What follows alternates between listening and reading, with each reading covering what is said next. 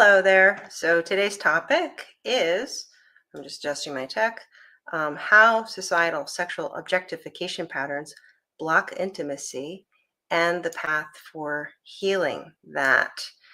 And before I get started, I am going to share this in a couple places. So one moment. Thank you. Oops.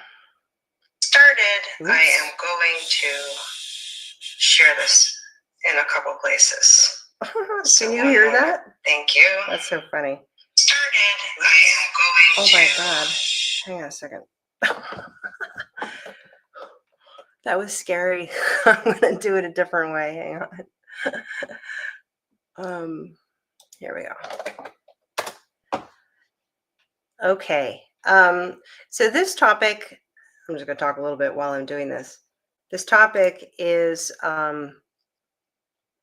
I'm speaking to the experience that I know a lot of women have had about feeling the pressure of sexual objectification and how that influences a woman's experience trying to connect with a man she loves. So just give me a second. I am sharing this. Hang on.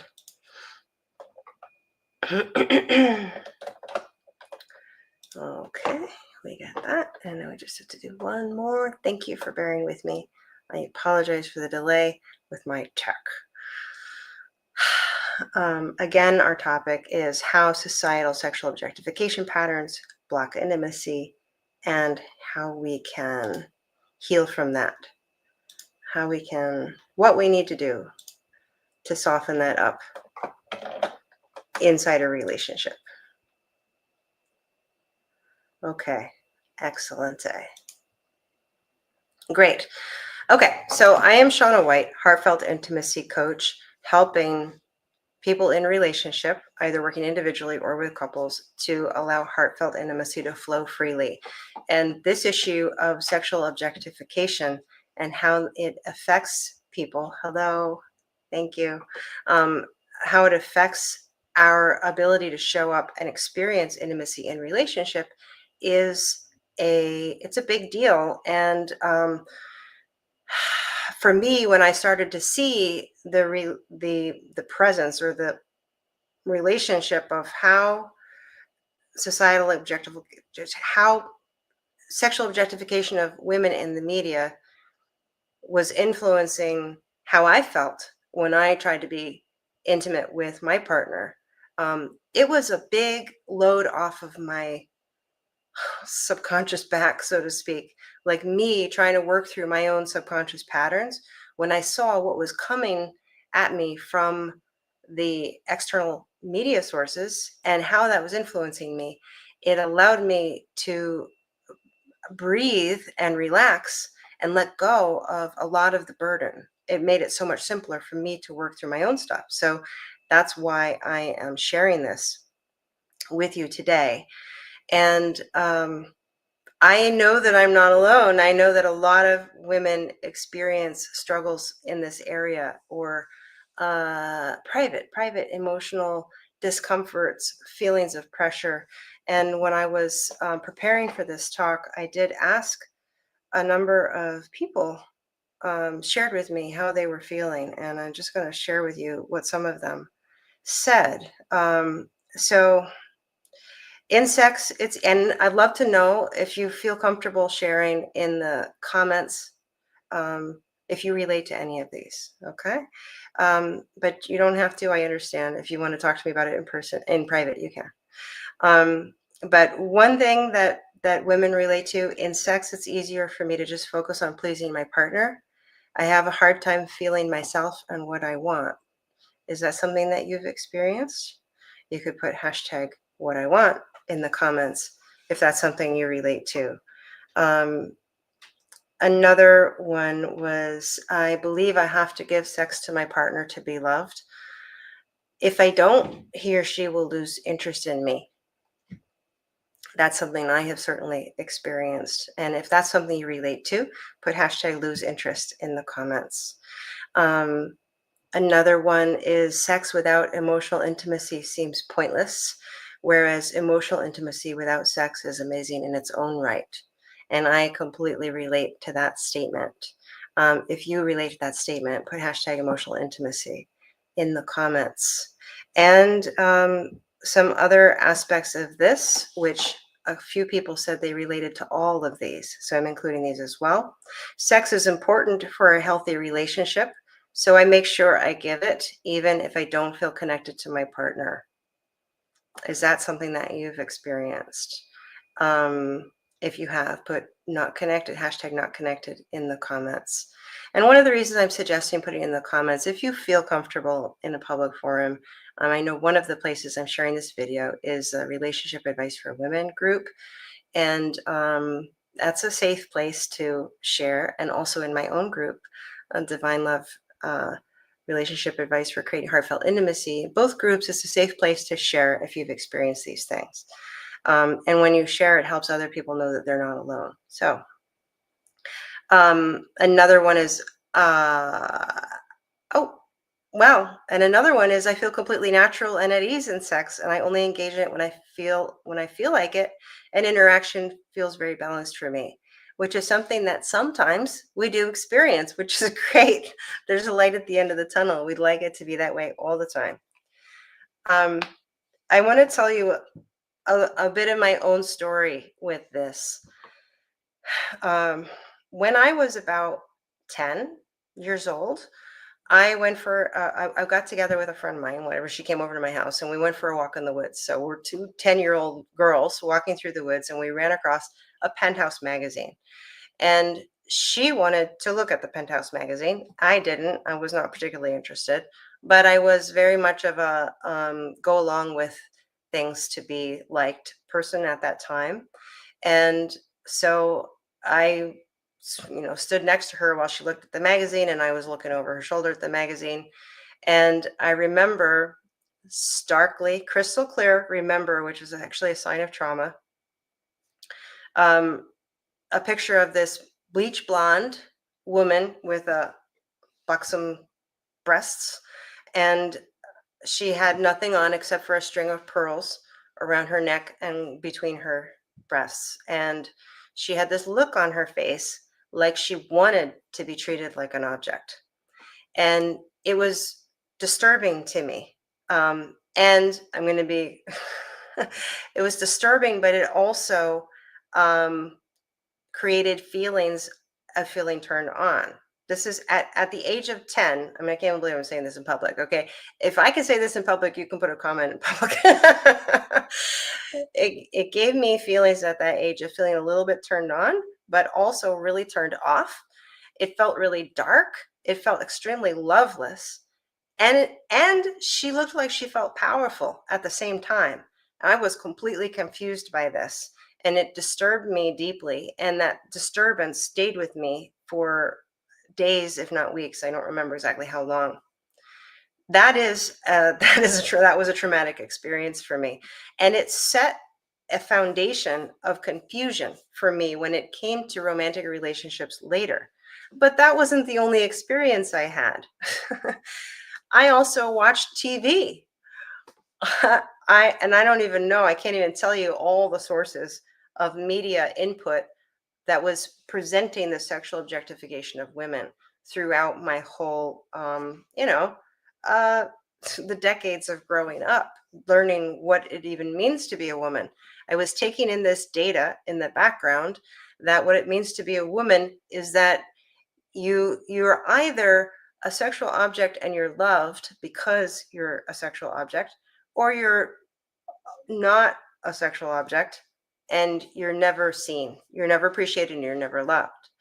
And when I got into high school and the age of romance and whatever, trying to figure out the whole boy girl thing, I was trying to figure it out based on this foundation, but also what I'm reading from what everyone else is doing, right?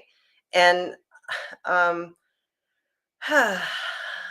throughout my years, not just beyond high school, and high school was fairly innocent, but moving beyond, Oh my God, a big piece of snow just fell. Okay, I'm in New York. It blocked out the light for a minute. Okay, so it, after high school, particularly, I received um, sexual attention. Not nobody put their hands on me, okay, but I received sexual attention that was unwelcome. A whole, from guys I didn't want to have anywhere near me. So um, sexuality felt unsafe. It felt unsafe and it felt unloving to me.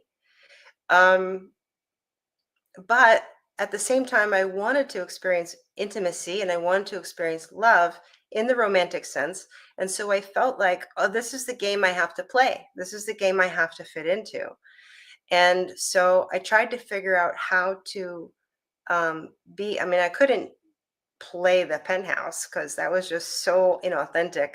And authenticity has always been like a safe haven for me. So I've always really walked that way through my days, as the best I could. It's gotten a lot easier since I've grown up in this work that I'm trying to share with you. But um, I completely lost my train of thought. Hang on. Well, I don't remember what I was saying. Do you remember what I was saying? Put it in the comments. um, so I was trying to make my way through this territory where, oh yeah, I remember, where on the one hand I felt hunted by by men who were also raised in a culture where women are sexually objectified in the media, right? On the one hand, I felt hunted. And on the other hand, I felt like I wanted to feel loved and I wanted to experience intimacy. And so I thought I needed to fit into the game of pleasing somebody else sexually in order so that he would love me. And I did that only in the context of boyfriends. For me, I didn't want anything more casual than that. And I don't judge people if they do, um, but I felt disconnected from myself. I couldn't feel how to feel pleasure and love in the sexual experience um, because I had this weight in my mind that sex is about objectification. It's about using people.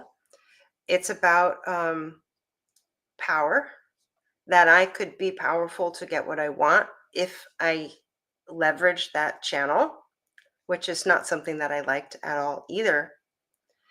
And it was so complicated for me inside um, that I just disconnected from myself and tried to figure out how to please my partner. Now, I imagine that any woman who may be listening to this is somewhere on a spectrum between what I've shared, or maybe more comfortable with herself and feeling more connected in sex, but still experiencing, I should do this sometimes, right? Sometimes feeling like I should do this because my partner will love me if I do it. And maybe even more disconnected from herself than what I have described. Um, but the fact is that this is everywhere in the media. I don't know if you're aware of the depth to which it's become more complicated in recent years, because in recent years it's not just sexual objectification of women. There's all kinds of um, focus on the bodies of people instead of the inner essence. And that one sentiment was sex without emotional intimacy seems pointless, right? It did feel pointless to me.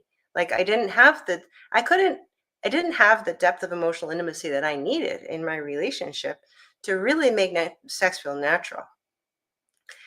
And that emotional intimacy without sex is amazing in its own right. That's the place where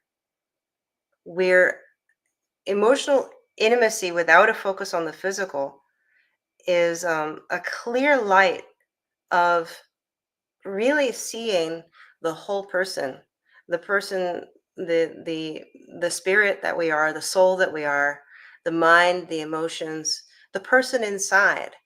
That's what's wholesome in relationship, when we can connect with true emotional intimacy, that both people are respecting, honoring, seeing, feeling, appreciating the person inside. And then what we do as far as the physical sexual expression should really just be an extension of that. But even my friends who feel more comfortable in themselves and more like, I would say they feel more alignment in their sexual experience than what I've described so far, still have those moments of, yeah, well, I felt I had to do that. I had to make sure that he had this experience. I had to make sure that he had that experience.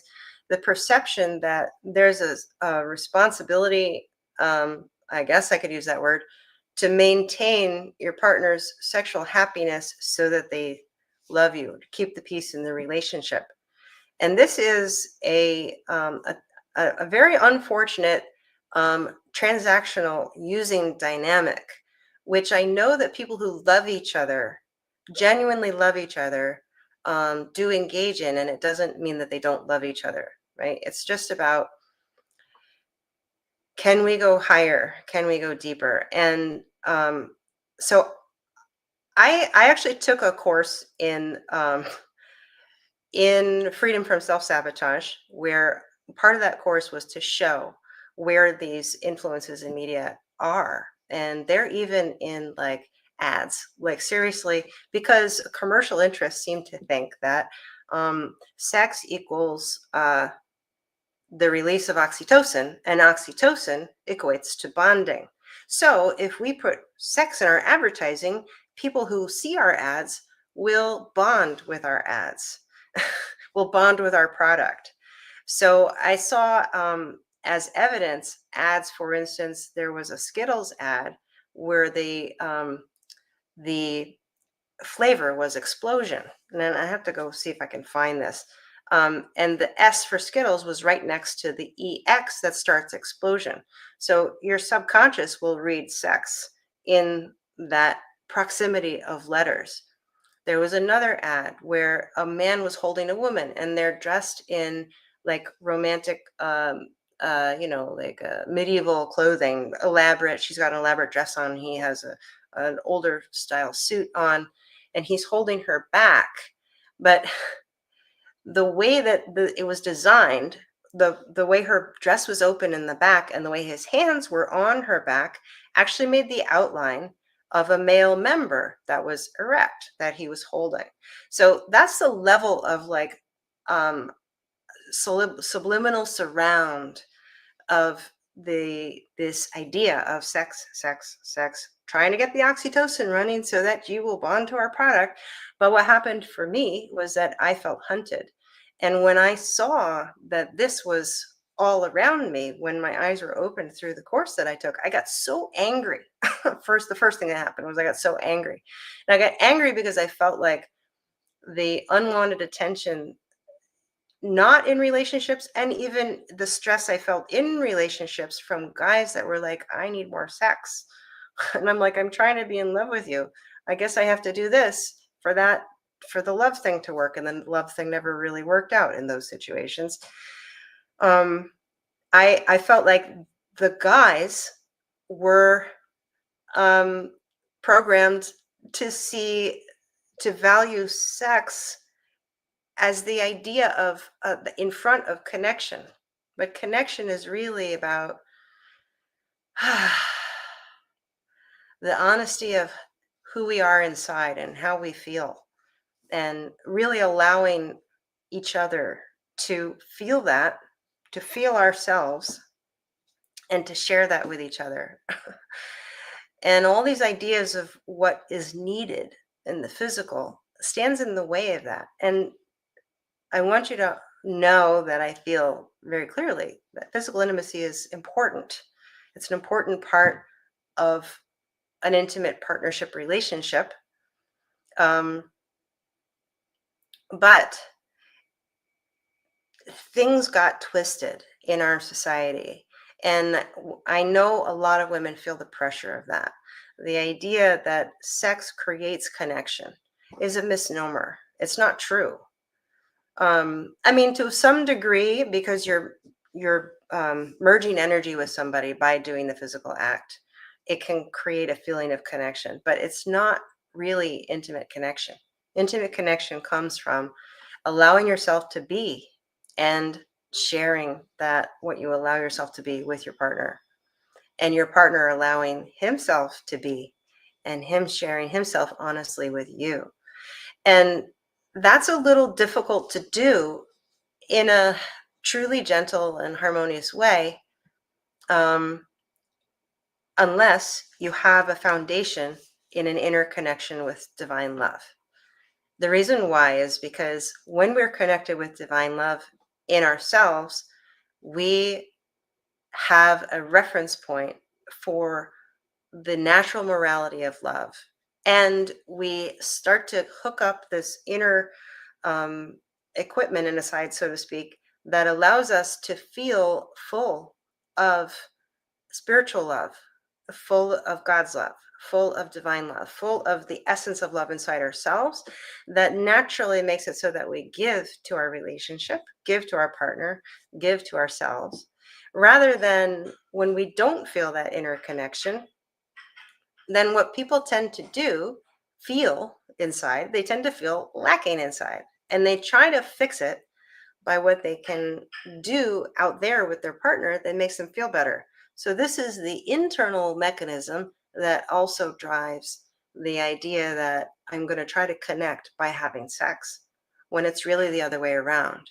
We really need to connect inside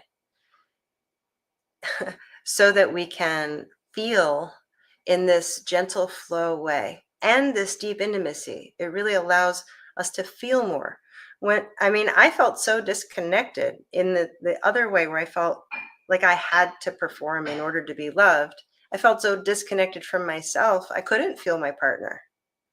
But when I found how to practice that inner connection, and then make that interconnection the basis for how I show up in relationship, the basis for how I express myself to my partner, I found not only could I feel myself deeply, but I could also feel my partner deeply. And that opened intimacy naturally. And then that made sexuality feel like it made sense. It made it feel loving. It brought everything together in an integration. So, to bring this back to your relationship experiences, if you are feeling like, or if you catch yourself feeling like you need to perform sexually in order to be loved, realize that it's not true. You don't have to. Like, number one, give yourself permission to um, not be held trapped into that performance.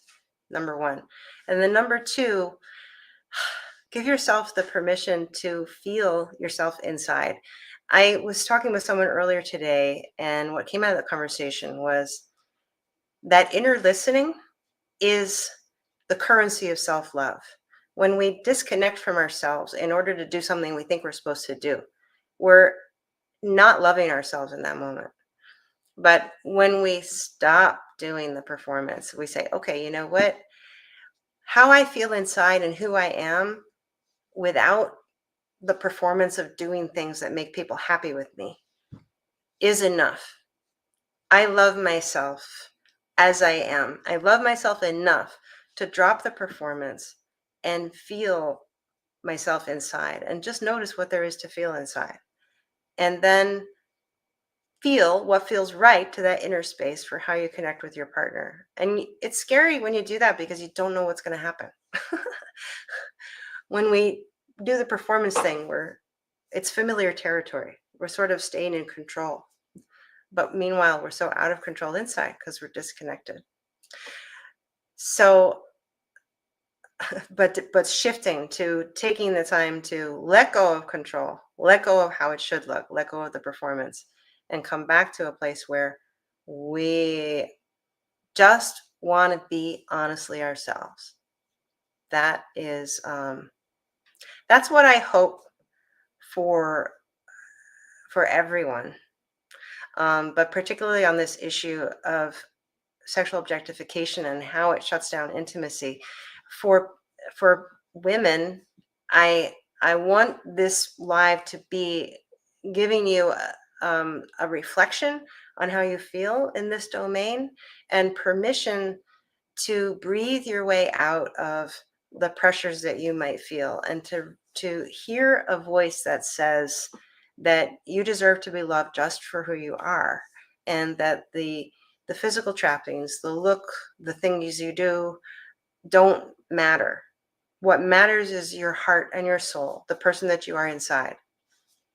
And the reason why it's so powerful to connect with divine love, or however you might do that, and I help people do that through an experiential feeling way. So it's non-denominational, so to speak. But I know that other people do find it I can't say that it's a similar experience, because I know that people feel a sense of interconnection, a different kind of sense of interconnection through connecting with God in whatever way their religion may help them to do that. And particularly the Christian religion gives people an opening to a, an unconditional love, a spiritual love that is unconditional. So those are other possibilities besides the experiential feeling exercises that I help people with. But I just want you to feel like you have the permission to say, you know what, all this talk, all this input that I need to put out in order to be loved is wrong. It's not true. And that who I am inside is what really matters. And I expect my partner to be able to value that. And I choose to value that about him. And if he can't, then he might not be the right partner. Anyway, I would love to hear what what you relate to about this, if you relate to this. Maybe you just want to like the post if you relate to it and not say anything else. But you can also send me a private message if you'd like to share something that struck a nerve for you in this, anything that you connect with. And if you want to share in the comments, that will be beneficial for everyone. All right. Have a wonderful day. I'll talk to you soon.